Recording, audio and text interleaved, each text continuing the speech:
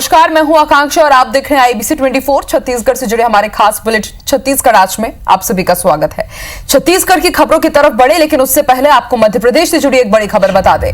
मध्य प्रदेश के राज्यपाल लालजी टंडन की तबियत बिगड़ गई है। राज्यपाल को लखनऊ के एक अस्पताल में भर्ती कराया गया है। बताया जा रहा है कि उनको बुखार आ रहा था और बुखार आने के बाद उन्हें एक निजी अस्पताल में एडमिट कराया गया है। डॉक्टरों ने कहा है कि चिंता की बात नहीं है, जल्द ही उन्हें डिस्चार्ज कर दिया जाएगा। आपको बता दें 10 दिन की छुट्टी पर राज्यपाल लखनऊ गए हुए हैं और वहीं पर उनकी तबियत खराब हुई है। बताया जा रहा है कि बुखार आने के बाद उन्हें निजी अस्पताल में भर्ती कराया गया है। हालांकि राहत की बात यह है कि डॉक्टरों की तरफ से यह कहा गया है कि चिंता की बात नहीं है, जल्द ही उन्हें डिस्चार्ज किया जाएगा।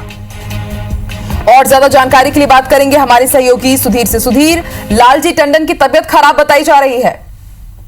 बिल्कुल, देखिए अगर बात करें तो बुखार लालजी टंडन को आया था और उसके बाद में यूरिन ट्रैक्ट में उसके इंफेक्शन जो है डॉक्टरों ने बताया है। हालांकि स्वास्थ्य में सेहत में सुधार की बात जो है वो डॉक्टरों के द्वारा कही जा रही है। अगर बात करें तो राज्यपाल लालजी टंडन 10 दिनों का 9 जून को ही लखनऊ के लिए रवाना हुए थे और उसके बाद में 19 जून तक अवकाश थे। ऐसे में लखनऊ जो उनका गृह नगर है वहां पर ही घर पर उनकी तबियत खराब हुई थी, जिसके बाद में लखनऊ के मेदांता अस्पताल में फिलहाल उनका इलाज चल रहा है। और डॉक्टरों का कहना है कि चिंताजनक ज्यादा में पेट में इन्फेक्शन था और ऐसे में इलाज से रिकवर जो है यानी कि इलाज जो है वो बेहतर तरीके से किया जा रहा है और जल्दी उनके स्वस्थ होने की संभावना जो है वो डॉक्टर ने जताई है। बिल्कुल सुधीर, हम भी यही कामना करते हैं कि जल्द से जल्द वो भी ठीक हो जाए। बहुत बहुत शुक्रिया पूरी जानकारी के लिए।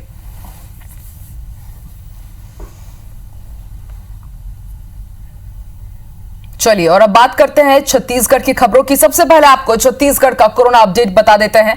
छत्तीसगढ़ में आज 67 नए कोरोना पॉजिटिव मरीज मिले हैं। कोरबा में 13, बेमेतरा में 10 नए मरीज मिले हैं। बलौदाबाजार, राजनांदगांव में 9 नए मरीज मिले हैं। वहीं बिलासपुर में 8 नए मरीज मिले हैं। कवर्धा में जो लगातार हॉटस्पॉट बना हुआ है वहां पर एक बार फिर से 5 नए मरीज मिले हैं। रायपुर में 4 और दंतेवाड़ा में भी नए मरीज अब सामने आने लगे हैं। दंतेवाड़ा में 2 नए मरीज सामने आए हैं। दुर्ग, बलरामपुर में 3 नए मरीज, तो वहीं कोरिया में 1 नया मरीज सामने आया है।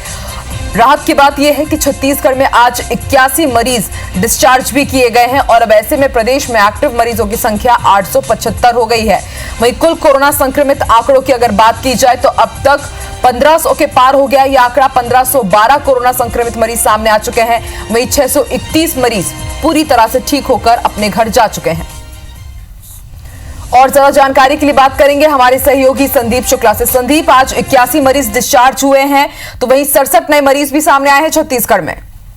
बिल्कुल, देखिए 2-3 दिन से आंकड़ों में गिरावट आई है नए मरीज मिलने की और साथ में जो है डिस्चार्ज जो हो रहे हैं केसेस उसकी संख्या भी बड़ी है। लेकिन इसमें देखेंगे तो एक नया जिला दंतेवाड़ा में पहले जो है स्थानीय लोग वहां के संक्रमित नहीं मिले थे, लेकिन आज वहां से भी केस मिला है। 2 केस दंतेवाड़ा में आज कुल एक साथ मिले हैं। और रायपुर की बात करें तो रायपुर में जो केसेस लगातार मिल रहे हैं उसमें स्वास्थ्यकर्मी लगातार कहीं ना कहीं संक्रमित हो रहे हैं। आज भी जो केस मिला है उसमें एक अस्पताल में भर्ती मरीज को संक्रमण हो गया है। इसके अलावा एक अस्पताल का ही कर्मचारी है। दूसरा एक जो आपको बता दें एक मामला गृहिणी का मिला है, उसे लेकर सोर्स पता किया जा रहा है कि एक घर में रहने वाली गृहिणी थी रायपुर की जो टाइफाइड से पीड़ित थी, तो उनका सोर्स अभी तक पता नहीं चल पाया। उसकी पतासाजी की जा रही कि इन्फेक्शन मिला कहां से। तो बार बार हम यही अपील कर रहे हैं लोगों से और डॉक्टर भी बार बार चेतावनी दे रहे हैं कि बुजुर्ग और बच्चे या फिर ऐसे लोग जो गंभीर रूप से बीमारी से, खासकर सांस की बीमारी से जो पीड़ित है,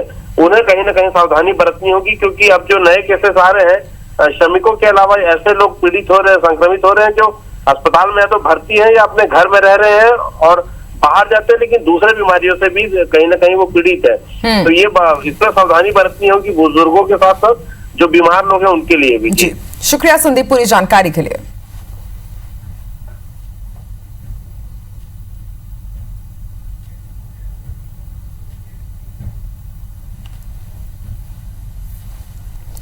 बात करेंगे बिलासपुर की, जहां के सिम्स अस्पताल के वायरोलॉजी डिपार्टमेंट में कोरोना टेस्टिंग लैब की शुरुआत होने वाली है। हाईकोर्ट के निर्देश और डीएमई के निरीक्षण के बाद से अब कोरोना लैब की शुरुआत के लिए यहां कवायद शुरू हो गई थी, जो अब अपने अंतिम चरण में है। संभावना जताई जा रही है कि महीने के अंत तक लैब की शुरुआत भी हो जाएगी। लैब शुरू होने से संभाग में बढ़ रहे कोरोना संदिग्धों की जांच में तेजी आएगी। आज लैब का निरीक्षण करने के लिए विधायक शैलेश पांडे पहुंचे थे। उन्होंने निरीक्षण के दौरान लैब के प्रोग्रेस वर्क का जायजा लिया। इसके बाद उन्होंने बताया कि कोरोना टेस्टिंग लैब को लेकर जरूरी काम पूरे कर लिए गए हैं। इंफ्रास्ट्रक्चर और टेक्निकल वर्क का काम भी अंतिम चरण में चल रहा है। तो बिलासपुर में लैब का लगभग पार्टीशन लेवल का सिविल वर्क जितना है मैं आज निरीक्षण करने गया था, उसमें हो चुका है। और इसके साथ साथ कई मशीनें भी आ गई हैं। इंस्टॉलेशन अब थोड़े दिनों बाद हो जाएगा। मुझे लगता है कि अधिकतम 2 वीक में बिलासपुर में कोरोना लैब बन जाएगी।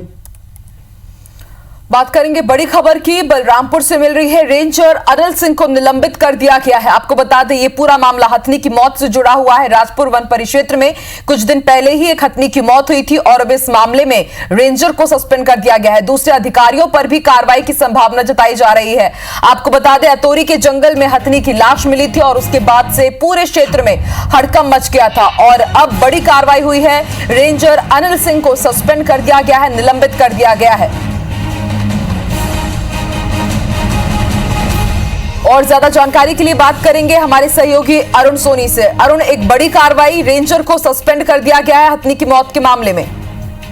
जी देखिए, निश्चित तौर पर जिस तरह से हथनी की मौत की खबर आई थी उस पर एक बड़ी कार्रवाई हुई है। 2 दिन बाद एक कार्रवाई हुई है जिसमें जो राजपुर वन परिक्षेत्र के रेंजर हैं अनिल सिंह, उन्हें निलंबित कर दिया गया है और ये कार्रवाई रायपुर पीसीसीएफ ऑफिस से की गई है। मेरी जब डीएफओ से बात हो रही थी, उन्होंने बताया कि इस मामले में और भी कई लोगों के ऊपर गाज गिर सकती है और भी कई लोग इसमें निलंबित हो सकते हैं, उन पर कार्रवाई होगी।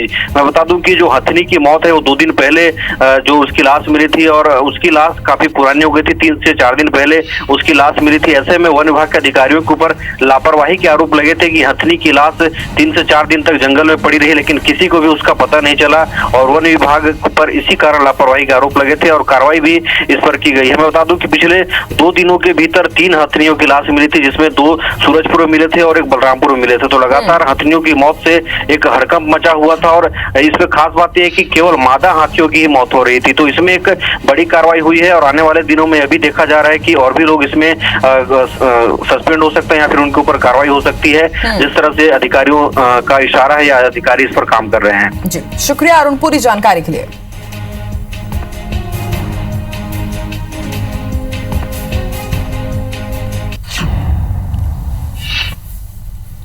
चलिए बढ़ते हैं आगे, बात करेंगे कुछ दूसरी खबरों की। सीएम भूपेश बघेल ने राज्य की सड़कों की मरम्मत कार्यों को तेजी से पूर्ण करने के निर्देश दिए हैं ताकि बरसात में लोगों को आवागमन में असुविधा ना हो। उन्होंने राष्ट्रीय राजमार्ग के अधिकारियों को खराब सड़कों को सुधारने के लिए कहा है। मुख्यमंत्री ने कहा कि प्रदेश के ऐसे सभी शासकीय भवन जो मुख्य मार्ग से नहीं जुड़े हैं उन्हें पक्के पहुंच मार्ग से जोड़ा जाए। उन्होंने समीक्षा बैठक के दौरान इसके लिए कार्य योजना तैयार करने के निर्देश भी दिए हैं। मुख्यमंत्री ने नेशनल हाईवे की समीक्षा करते हुए अंबिकापुर से बनारस और रायगढ़ से धर्मजयगढ़ सड़क जो राजमार्ग घोषित करने के प्रस्ताव तैयार करने के लिए भी निर्देश किया है। निर्माणाधीन रायपुर बिलासपुर मार्ग में जहां मरम्मत की आवश्यकता है उन कार्यों को जल्द ही पूरा कराने के निर्देश दिए गए हैं। कोरबा शहर में रेल लाइनों पर ओवरब्रिज बनाने के लिए योजना बनाने को भी कहा है। इसके साथ ही राजधानी से लगी खारून नदी के किनारे सौंदर्यीकरण और जन सुविधा के लिए करीब 9 किलोमीटर सड़क निर्माण किया जाएगा। एशियन विकास बैंक की सहायता से साल 2020 से साल 2024 तक की परियोजना अवधि के लिए 1184 किलोमीटर लंबाई की 30 सड़कों के लिए 4000 करोड़ ऋण लेने की कार्य योजना तैयार की गई है। सीएम ने कार्य योजना को सैद्धांतिक सहमति दे दी है। अब नगरीय क्षेत्रों में सरकारी जमीन पर काबिज लोगों के साथ ही दूसरे लोगों को भी आवासीय या फिर व्यवसायिक प्रयोजन के लिए सरकारी जमीन सहजता से आवंटित हो सकेगी। भूमि आवंटन की सरलीकृत प्रक्रिया का लाभ कब्जाधारियों सहित अन्य इच्छुक लोगों को भी मिलेगा। राज्य शासन ने केंद्र तथा राज्य के विभाग और निगम, मंडल एवं आयोगों को सरकारी जमीन के आवंटन का अधिकार कलेक्टर को दे दिया है। नगरीय क्षेत्रों में 7,500 वर्ग फीट तक सरकारी जमीन का 30 वर्षीय पट्टे पर आवंटन तथा अतिक्रमित शासकीय भूमि के व्यवस्थापन का अधिकार भी कलेक्टरों को दिया गया है।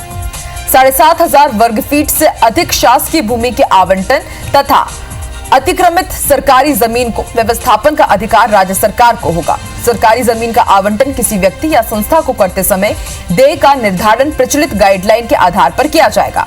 इसी तरह किसी सरकारी भूखंड के आवंटन हेतु 2 या 2 से अधिक व्यक्ति अथवा संस्था का आवेदन प्राप्त होने पर प्रचलित गाइडलाइन के दर पर निर्धारित की गई प्रीमियम दर को ऑफसेट मानते हुए नीलामी के माध्यम से सर्वाधिक बोली लगाने वाले को किया जाएगा।